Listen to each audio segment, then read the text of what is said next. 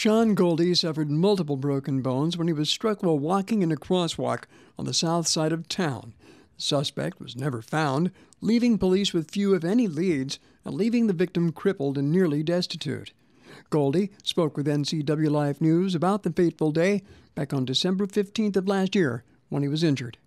Well, it was a Friday. It was my first day off for my weekend from my job at Walmart. And I was hanging out at the house, not feeling too great, had a little bit of a cold, and was debating all day whether to make something here to eat or go down to the 7-Eleven to get some nachos or something to eat.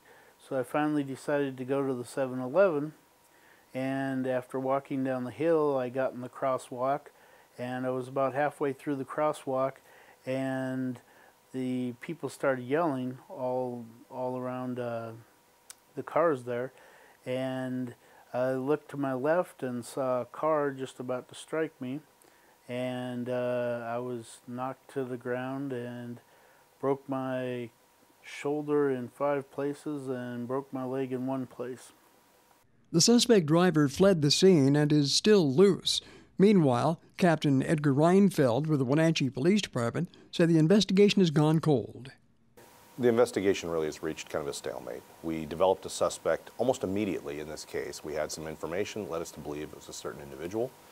Had multiple arrest warrants, really didn't have a driver's license, and fleeing from the scene of a crash, these can often be indicators to why somebody would run. The suspect was identified, like I said. It was not the vehicle owner. The registered owner of the vehicle is one person.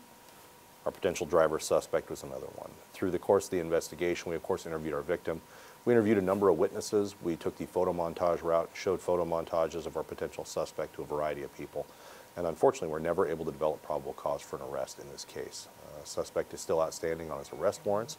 Were we to contact him at some point, certainly we'll be interviewing about the crash, but at this time we don't have any ability to make an arrest. The search warrant was served on the vehicle. We found some paperwork related to our suspect in the vehicle, but it still doesn't conclusively put him in the driver's seat to the point where we can actually arrest anyone.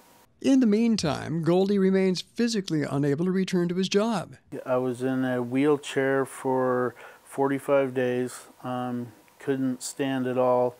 I've been about 3 weeks now back to learning to walk again, and my leg's about 70%. I can stand and I can walk short distances now, but I still have a lot of problems if I try to walk too far.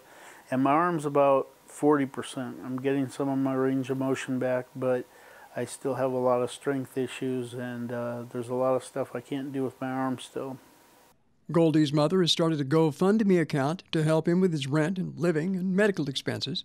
By the time I get back to work, it'll be 4 months without working, so I'm going to have 4 months back rent and 4 months back on all the bills in addition to the medical expenses, and just not having money to live on at the moment. So we started a GoFundMe account, and we've had a little local support, but certainly could use some additional support because I have very limited income until I get back to work, and that won't be until the end of March, 1st of April. For Sean, it's been a tough recovery, but he remains upbeat about the future and grateful for any support he receives. He also credits Confluence Health for helping him find affordable rehabilitation through Colonial Vista. Steve Hare, NCW Life News.